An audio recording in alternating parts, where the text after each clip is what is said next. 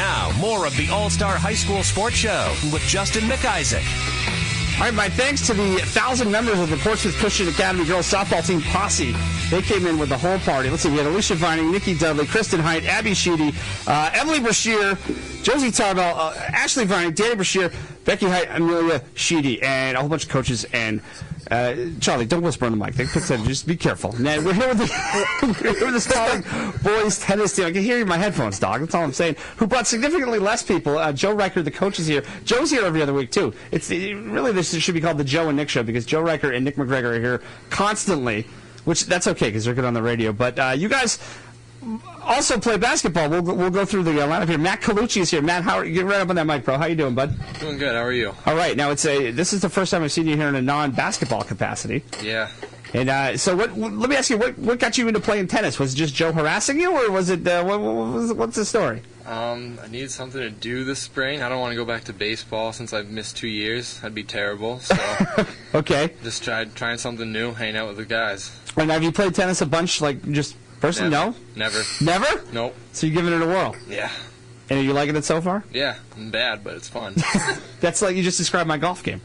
So that's all right. I'm the same with that, too. So. All right. All right. Charlie Nevigens, who we were just talking about how Charlie has never wanted to come on one of my shows. I'm a little upset by it. But Charlie, how you doing? I'm doing pretty good. It's an honor to finally have you here on one of the shows. Thank you. It's an honor to be here. And now, from what I'm told, you're the guy when it comes to tennis. You're like the guy that can play. Is that a true story? I'm a veteran on this team, Justin. You're a veteran? Yeah. Okay. Been here since I was a freshman, so I'm just trying to bring some leadership to this team, really. So now you're in the unusual position as a junior, bringing leadership to some senior guys that you played with in basketball. Yeah. Yeah, it can be tough. So the worm has turned. Yeah. How are they taking that okay, or is it tough? They're taking it pretty well. Mm-hmm. Yeah, they're You making them run laps in practice and stuff like that? I don't really have to. You don't have to? No. They know how it is. They listen to me. It's my favorite interview ever already. Nick McGregor is here. Nick, how you doing, bud? I'm good. How about you, You Justin? was here like 2 weeks ago, weren't you? Yeah, it feels like I'm coming home. It feels like home in here. And so, Nick, now was it Joe Riker made you get on the tennis team, or did you have it in your head already, or what? Because you managed the softball team last year. That's correct. All right, now, so you didn't play a spring sport. What made you decide to do tennis? Well, last year I was also thinking about joining the tennis team, but I don't know, something about softball just felt right, man. And so I went with that. And this year, yeah, it must have been. And then this year I was thinking about playing tennis again, and I was pretty sure that I was going to. And then Joe was telling me that she has a chance to be coach, and I was like, all right, you have to do that. Like, you have to be the coach. And then, sure enough, she was, and it's been a great season so far. That was the deciding factor? Oh, yeah. So it's like how some players will go to play for Doc Rivers because they just want to play for Doc. When Joe got that job, you were that was it. That's it. That's inspiring. All right, and Seth Fogg is with us. Seth, how you doing, bro? Good. How are you? All right, and now what's your tennis background? Because I'm not familiar with it. Well, not too much background. Play a couple times with my friends. That's about it. So you just played casually, I would say. Yeah. Now was it basketball peer pressure that made you come on to the tennis team? Yeah, a little bit. I mean, I heard Nick was playing, so me and him are doing doubles this year. So you guys are a doubles tandem. Yeah. Okay, are you like would you say you're the Rochester male equivalent of the Williams sisters at this point, or are you still a work in progress? A little work in progress, but we're getting there. Okay, that's a fair assessment. I haven't seen you guys play yet, so I can't really, I'll have to take your word for it. I am going to come to one of these matches, by the way, probably with a vuvuzela. But so let me ask you, Matt. So this is your first experience playing tennis, obviously. What's it been like? Has it been weird? Has it been? I mean, talk me through it. I didn't know how to play tennis, so... Did you know the rules? I know the rules. Okay. I watched Andre Agassi play on TV, and I haven't been associated with tennis since then. But Charlie was walking me through the basic steps of it, and I'm just slowly getting the hang of it, but it's a fun time. Okay. I mean, great leader right here. What would you say the strengths of your game are so far? Do you have strengths of your game, Matt? I don't know, to be honest. I don't know. All right, what's the least weak part of your game? My tennis style. That's my strength. Your tennis style? Intimidating. You are. I'm intimidated right now just talking to you. So now, are you going to grow the mohawk back for the end of tennis season? I mean, I feel that should be in play. I don't know what coach's rules are. I don't want to usurp her authority. That's a big word. But I don't know. I'm looking at a few different hairstyles right now to try out this spring and summer, but haven't quite narrowed it down yet. Okay. What's been the most difficult part, other than overall playing tennis? What's been the most difficult part of tennis? Probably the transition from basketball.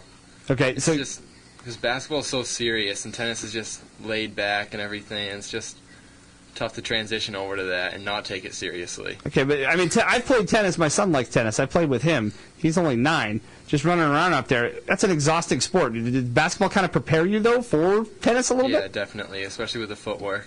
Okay. So footwork's the key to every sport. I'm sure your leader, Charlie, has told you that. Now, Charlie. He has. What age did you start playing tennis? I started playing it seriously when I was a freshman. I just decided to join the team because I wanted to be I didn't play baseball anymore. I wanted to be a 3-sport athlete. Okay. And tennis is it's so fun to play after basketball season because basketball's real hard and it's every day.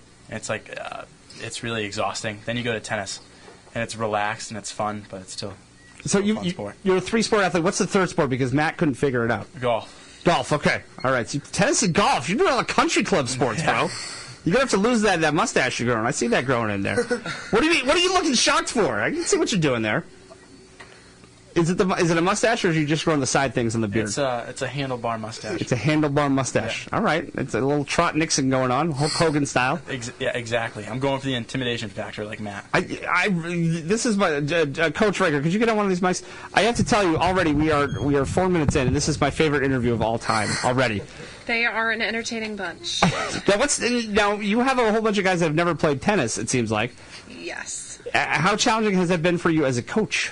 It has been challenging, but as we've mentioned several times, some of the leaders on the team have been quite helpful this year with me because I'm also new to tennis. Okay. So a few of the veterans, Charlie and Joey, one of the other juniors who's not here, have been very helpful. All right. So now are you taking the approach that it's all about fun this year, since we might have some limitations as far as experience goes? Yep. We're concentrating on the fun. All right. It's going well. Now, that being said, Nick, you guys had a close match this year. You guys dropped the match 5-4. So, I mean, and I know you guys are out there having fun, but I also know you guys are hyper competitive just from seeing you play basketball. So, how do you strike a balance between I'm trying a sport I haven't really tried before, I might stink at first, and I want to beat everybody I play at everything? How do you kind of reconcile those two positions? I mean, it's definitely challenging, coming from playing basketball is something that we're used to, and I mean, when, in the match the other day, I was getting real frustrated during singles, and I just couldn't keep my composure, and then I thought after the match, I was like, wait, I'm not really that good, why am I so mad right now? This is my first year, but I mean, you don't really think about that when you're playing, it's just a competitive nature coming out, so... you just want to beat the other guy. Right, yeah. Okay, so you're having a little difficulty remembering that you might not be, all state at tennis your first time around. Right, yeah. I'm just going to keep trying to tell myself that I'm not that good during the match, just to try to balance it out, so... That seems to be the opposite of what you're supposed to do, I would think. Well, like we said, I mean, tennis is pretty relaxed. All right, excellent. Seth, so you're new to tennis as well. Yes. And I know you're hyper-competitive. I've seen you play basketball. Yep. I mean, is there a lot of chirping that goes on during tennis? Is there a chance to chirp?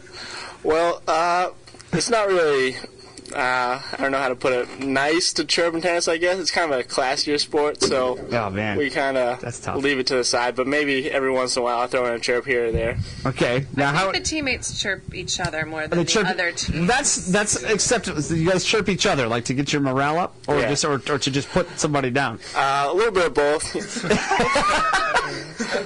So, I mean, obviously Charlie's got tennis experience. How many other guys on the team have varsity experience? Well, the top 6, the three out of 6 have tennis experience.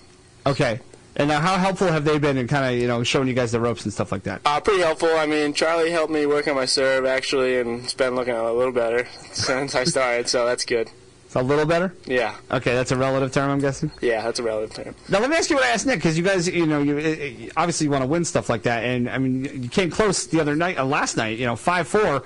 It's something to sneeze at it for a program with so many first-year tennis guys. I mean, how do you think you'll be, how much better do you think you'll be towards the end of the year than you guys are now? Well, I'm sure we're all going to get better, and that's what we're looking to do, just improve, because everyone's kind of started from just beginning, and so I'm sure there's can't really get any worse, I guess.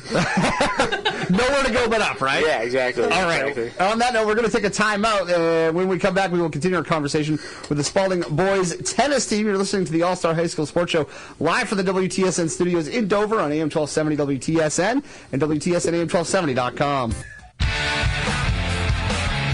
Now, more of the All-Star High School Sports Show with Justin McIsaac. And we're back on the All-Star High School Sports Show live from the WTSN studios in Dover. Talking with Matt Colucci about his work. He hasn't been able to work. A lot of matches. You guys have 4 matches this week, Matt. Yes, we do. I would think there'd be a lot. Are you going to be exhausted by the end of the week? Me personally, probably not. No? What are you, the endurance of a super marathoner? I do. Okay, well said. Now, so you guys played Londonderry, I know, they're like a tennis machine. They have their own tennis bus. Is that what I heard? Yeah, they do. Yeah, okay, so we're going to throw that out and not pay attention to that. But from what I'm told, talking during the break, there's no officials in tennis, which I found to be just weird. How weird is that for you? It's pretty strange, because coming from a sport of basketball, it's high competitive nature. Yeah. And every player is just competing at the highest level they can all the time. And if there were no officials in that, it would just be cheating the whole entire game. And you would think people would do it in tennis, but it's, I guess, like a club sport. It's just like a gentleman's game, I guess. So it's tough to trust other players, I guess. Right. So now, has that been the weirdest part? Is trusting the guy you're playing, or has it been not, if there's a close shot, not saying, "Oh, that was out, bro." I mean, has that been hard for you? Yeah, definitely hard. I mean, I just don't trust anyone I play to call it correctly. You got some trust issues, man. I mean, we can talk about that off the air. I think I might need that. That's okay. We'll chat. Okay. It'll be all right. So Charlie, is that something you had to get the guys used to? I mean, because when Joe told me off the air that there's no officials, you guys call your own points, I was blown away. I didn't know that. So is that something you had to get them used to? I don't know. When you're coming to the sport new, it's not like you've had any experience with officials. So it's something you get used to, but it can be real frustrating when you're playing someone and it's a tight match and there's a call that you don't agree on. And right. Yeah, and then when stuff like that happens, then everyone that's close you call out, and the game kind of can get harder and harder. Well, so not really chippy, but it can get kind of like one-upsmanship. Yeah, exactly. That's exactly what it's like. Okay, you're like, oh, okay, bro, I see what's going on over there. Yeah. Well, all right, I just find that really odd. Nick, you were nodding your head when Charlie was talking about the close points and guys calling them out. Do you have some recent experience with this? I mean, it wouldn't have. I mean, it might have impacted the game a lot, but I mean, a serve, I saw it hit the line, kid called it out. That would have won me the game. Could have potentially given me some momentum, but I was all right with it. Did you go full John McEnroe on? I don't know. You guys are too young for John McEnroe, but. I mean, yeah, sometimes. Sometimes they just need it, they just need to hear it. No, honestly, did you do that? Did you start yelling and stuff? Or? No. I mean, because I would. This is why, I don't coach any of my kids' sports. And B, why I probably had, that and lack of ability. Why I didn't play any varsity sports when I was at Spaulding, because I would just, I'm the guy chirping all the time. So but you held it in? Yeah, I mean, like Matt said, it's a gentleman's sport, and that's something I need to work on, I guess, if I'm going to be a gentleman. A gentleman. A gentleman of leisure. That's right. All right. Seth Fogg. It's all about class. That's right. You should play in tuxedos. Seth, has it been odd for you? So you coming in, with no refs, no this, you calling your own points? How weird has it been for you? Yeah, I really thought that was weird coming in. I don't like calling stuff out. Sometimes I might feel bad, and I may have cheated once or twice this year. Really? So wait. You feel bad calling stuff out. So you called stuff in that was out, or the other way around? I called stuff out that might have hit the line, might have not. Okay. We need a replay on that. Let's. I'll let you walk that back. You didn't cheat, but maybe you saw things differently than they might have it. Exactly. In the heat of competition. Exactly. Yeah, I don't get how you can be running full speed at a ball and then try to have to call at the same time. I'd be like throwing my racket and looking down in disgust. So, I don't know. But let's talk about. You guys have 4 matches this week, but Matt, let's talk about Friday, because Friday the rivalry continues at home against the Dover High Green Wave. Now, do you think it's going to be probably not as intense as the hockey and basketball games, but maybe close? Yeah, I'm going to guess there's not going to be as much yelling or screaming at these games. Not as much fan support on the sideline, but we're going to try and gather a crowd for it. Okay, now, do people show up at the tennis matches? Last game we had, I think, 6 kids show up. 6 kids? 6 of our friends, yeah, and then all of our parents came to support, so we got a good gathering. Okay, all right. Now, Charlie, is that a weird transition from you guys playing in front of 2,500 people at UNH in the Final Four to, hey, how's it going, Mom? Yeah, it's weird, but we're looking to change the environment of tennis on Friday. Oh, really? Yeah, we're going to try and draw a crowd, maybe get a student section going, some cheering. Okay. So we're looking to switch it up. You change the game? Yes. Okay, maybe, I think Nick said Happy Gilmore-esque tennis? Exactly. All right. Now, how are you going to accomplish this? Is this word going to spread through the halls, the hallowed halls of Spaulding High School? Yeah, we're gonna spread the word. Maybe make a Facebook group or something. Okay. Get some. I know there's a Spaulding Tennis Twitter that was born just a couple of hours ago, and I'd like to take some credit for that because I think I shamed Joe into making one. It's already spreading like wildfire. Like wildfire? Yeah. Okay. Now you've played for a few years. I mean, do any of these matches get crowds, or is it usually just kind of chill everywhere you go? Usually it's just parents and a couple friends. Yeah. Yeah. I've never been to a match with more than, I don't know, like 20, 30 people. At home and on the road, or? Yeah. Okay. Yeah. Now, Nick, you want these? I don't know if anybody's listening, but do you want kids like painting up for this event, or? Oh yeah, I mean we're going. We need people to go all out for this. This is the last rivalry game we'll ever play against Dover in our high school career, except for Charlie here. But yeah, we need some support here. This is big. This is a big day. Now, would you recommend kids make signs? I mean, start the wave around. I know where the tennis courts are behind the rec center there. Yeah, I mean we're thinking about asking janitors to put in some bleachers somewhere. Okay. Like get like this little student section, maybe start a roller coaster or something. I mean, see what happens. You know, we live in Rochester. There's the budget barely gets you guys tennis balls. I don't know if they're going to put bleachers there. I'll talk. I know. I mean, we could just carry them from somewhere else. All right. I mean, we got some ways we could do it. I'll talk. I went to school with Mayor T.J. Jean. He was in my class, so I'll talk. Well, I'll talk to the mayor. Awesome. I got some connections. All right. I got you, Justin. See if we can drum up some cash. All right, Seth. So the last rivalry with Dover. I mean, obviously it's not going to be the level of intensity you might find at the hockey game, where people were stealing flags and running out of the Dover Ice Arena or whatever it was, or of Ollie Adams Gymnasium. But what do you think? Do you think once you guys get actually playing, some of those competitive juices will come back? I mean, of course, every time I play a sport, the competitiveness comes out of me, and it's Dover, so it's the last time. Last ride against Dover? All right. Yep. All right, so we're running out of time here. We're going to let you guys go in just a little bit. But before we let you go, Matt, what are your goals by the end of the tennis season? Where do you see yourself? How much better if you started off? Okay, you never played tennis, so let's say you started off as a 0. And I love you, man. I don't want to call you a 0. You're not a 0. You're a winner. But let's say you started off at a level 0. Where do you want to be by the time the season ends? If I'm a 0 and Charlie, our best player, would be a 10. Okay. Probably a 6 or 7. 6 or 7, all right. 6 or 7. That's good. Now, Coach, what do you think he's got the potential to get where he wants to be? Absolutely. His work ethic will get him there. I'll listen to her. Mm-hmm. You guys better buy her nice stuff at the end of the year for putting up with you. Charlie Nevigens. Charlie, what do you think? Where do you think the team can be at the end of the year? I mean, obviously, you played. This is your 3rd year, so it must be a little weird. All new guys. What do you think? Hopefully, by the end of this year, we'll rack up a couple wins as a team. Okay. That'd be nice. That's a good goal to shoot for. 2 or 3. Maybe 4 wins. All right. Yeah. I'm feeling it. All right. Now, what do you think about my playing in tuxedos idea? No? Tuxedo T-shirts, maybe? That's better. Okay. You get hot in a tuxedo. Yeah, probably just from a standpoint of practicality. Yeah. It'd be better. Exactly. All right. So you're just looking to get a couple of wins here and build some momentum. Mm-hmm. All right, Nick. I want to call you a 0 because we already called Matt that. Don't tell him I said that. But now, where do you see yourself at the end of the year? Oh, well, I mean, at the end of the year, I'm looking to probably take the number 1 spot from Charlie. Obviously. I mean, probably not at the end of the year, more like in the next couple of matches. Okay. But, I mean, yeah, I just keep my hopes high, reach for the stars, and just see where it takes me. Wow. I need that on a bumper sticker. I said I wasn't going to cry, and I won't, but touch me right here, man. I'm pointing to my chest. Don't worry.